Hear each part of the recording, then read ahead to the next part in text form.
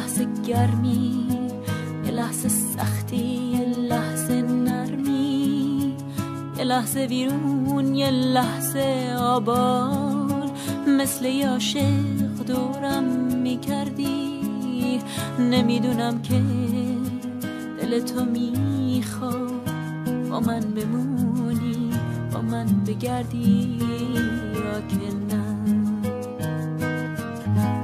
قلبت سپیده، قلبت سیاهه، دل تو مظلوم نه پرگناهه.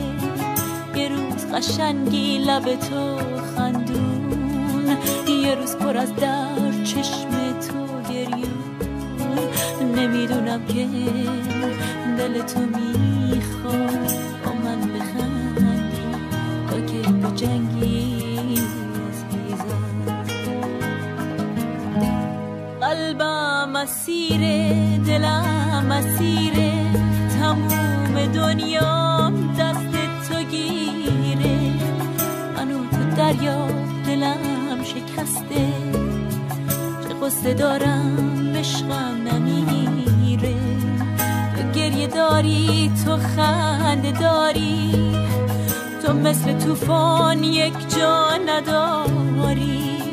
رنگ و رنگی گاهی سنگی، یه روز تو شبنم مثل بهاری، یه روز تو عاشق مثل یه مجنون، یه روز پر از درد اسیر و داغونی عزیزم.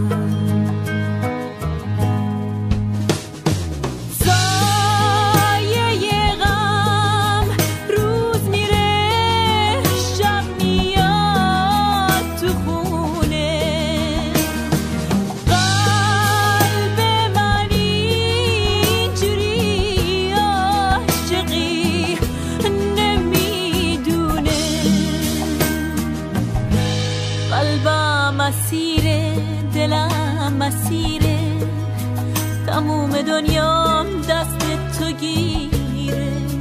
منو تو دریا، دلم شکسته، چه قصه دارم عشقم نمیره.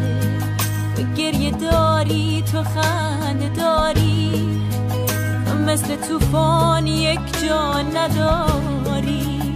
تو رنگ و رنگی گاهی سنگی، یه روز تو شبنم